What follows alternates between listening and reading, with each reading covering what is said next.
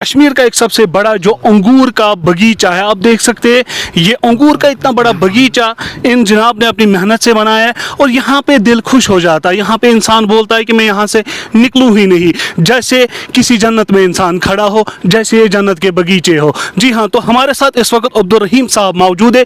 जैसा कि अल्लाह ने कुरान में जिक्र किया है मतलब इंजील का, जैतून का, इसी तरह अगर आप देखेंगे हदीसों में आया है, अगर जन्नत का किसी मतलब जिक्र आ रहा है कुरान में, हदीस में, वहाँ तो अंगूर के बाग का जिक्र ज़रूर आता है। मैं यूथ के लिए ये पैगाम देना चाहता हूँ, जिसके पास एक मरला ज़मीन भी होगा, अगर एक मरले में वो अंगूर मतलब ठीक करेगा, 40-50 हज़ार तो कमाएगा, 30 हज़ार से ऊपर कमाएगा एक मरले में। अगर एक कनाल में एक हमारा कश्मीर का नौजवान अच्छे मेहनत से ईमानदारी से अंगूर लगाएगा, कितना मुनाफा कमा सकता है? अगर हम देखेंगे ईमानदारी से मैं कहूँगा, लेकिन लोग ये नहीं मानेंगे, लाखों में कमाएगा। आप देख सकते हैं रिपूरा के इस बगीचे में हम मौजूद है। आप अंगूर देख सकते हैं। हमने पहले ही कहा हमें लग रहा है जैसे कोई फॉरेन कंट्री हो, लेकिन ये कश्मीर है, ये हमारे कश्मीर की शान, हमारे कश्मीर के ये जो बुजुर्ग है इस वक्त इन रिपूरा में आप देखिए किस तरीके से अंगूर उगाए।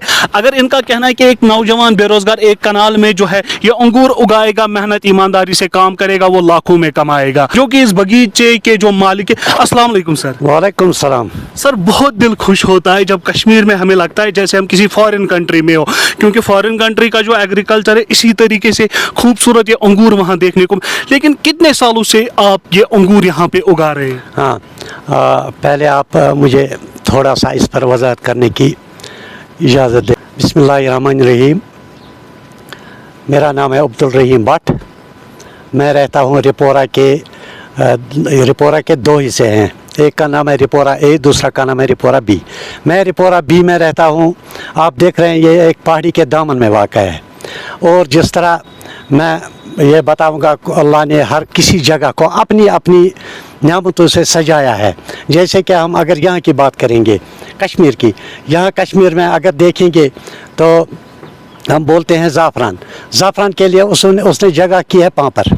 इसी तरह अगर हम कहेंगे बाहर स्टेट में, मैंने सुना है बनारस में साड़ियाँ बनती है, बोलते हैं बनारस की साड़ी। इसी तरह मैं बोलूँगा यहाँ रिपोरा, अल्लाह ने हमें ऐसे चीज़ से मालामाल किया है, ऐसे चीज़ से मालामाल किया है जो दुनिया में आपको बहुत ही कम मिलेगा। मतलब इसकी खूबसूरती जो यहाँ वैरायटी निकलती है वो आपको कहीं नहीं मिलेगी। और इससे पहले मैं एक बात कहना चाहता हूँ जो अपने यूथ के लिए है, क्योंकि ये सन्नत जो है रिपोरा, ये अल्लाह ने हमें इस नेमत से नवाजा है।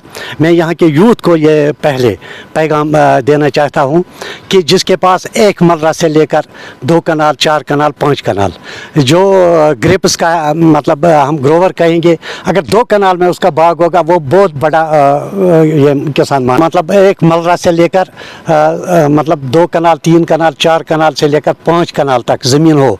मैं हर उस बच्चे को ये कहना चाहता हूँ एक मर्रा से लेकर आप एक मर्रे में मतलब अंगूर लगाओ। यहाँ रिपोरा का जो पैदावार है इसको आप जो मतलब अल्लाह ने हमें नवाजा है, अगर आप इसको मतलब ज़ाया नहीं होने देंगे, आप इसकी पहचान जो है रिपोरा की, ये सिर्फ अंगूर है कि बाहर के जो अंगूर हैं, चाहे महाराष्ट्र का हो, बेंगलोर का हो, चाहे या कर्नाटक में भी अंगूर मतलब उगाते हैं, लेकिन कहने में आया है वो बोलते हैं हम 40-50 दवा पाशी एक सीज़न में करते हैं। हम कोशिश करते हैं, हम ज़्यादा दवाई अब नहीं छिड़कते हैं, हम कोशिश करते हैं कि दवाई कम इस्तेमाल करें ताकि जो लोगों का सेहत है वो ख़राब ना हो जाए। अगर मैं अपनी बात करूँगा 35 से लेकर 40 साल तक मैं अपने हाथों से इसमें कमाई करता हूँ। अगर एक बार ये अंगूर का दरख्त यहाँ पे लगाया जाता है तो क्या अगले साल इसी में अंगूर निकलते हैं, और इसकी उम्र क्या है एक अंगूर की? हाँ, मैं अगर आप देखेंगे मैं दूसरी जगह आपको दिखाता हूँ, 100 साल का भी एक दरख्त है हमारे पास, 100 साल से लगातार आज तक वो अंगूर देता है।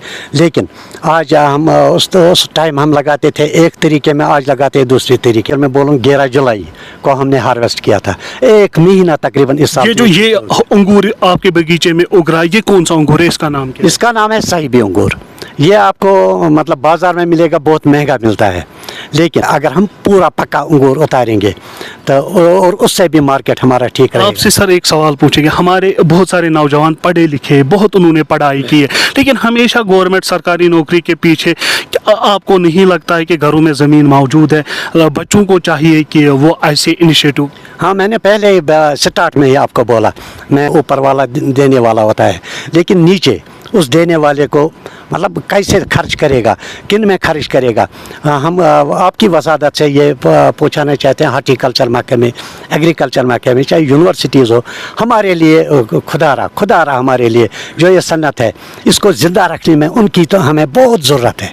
अगर यूनिवर्सिटी वाले इसमें मतलब नया रिसर्च करेंगे, हमें नई वैरायटीज़ भी देंगे, वो हम लगा सकते हैं, लेकिन अभी तक वो इस पर काम नहीं करते हैं। लेकिन मैं अपना बोलता हूँ, मैं कर सकता हूँ, क्योंकि मुझे तो जान है, मैं यूनिवर्सिटीज़ में जाता हूँ, मुझे पता, वहाँ एक मैडम भी है, वो मुझे हर साल बोलते हैं आप अगर लेगा मैं आपको नए दरख्त दे दूँगा दूसरी वैरायटीज़ के।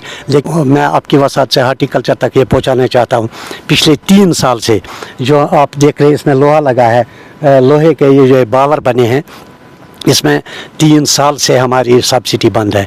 मेहरबानी करके जो गरीबों ने उस वक्त तकरीबन 100 फाइलें हमारी पड़ी है एचडीओ ऑफिस में गांधरबल में, आपकी वसादत से मैं उनसे कहना चाहता हूँ, डायरेक्टर साहब से कहना चाहता हूँ, डीसी साहब से कहना चाहता हूँ, उन गरीबों ने तो केसीसी लोन है उसमें से ये बनाए बावर बनाए हैं, लेकिन जब उनको ये पैसा नहीं मिला, उनका कर्जा तो बहुत बैंक में हो गया, वहाँ उसके सूद बहुत चढ़ गया है।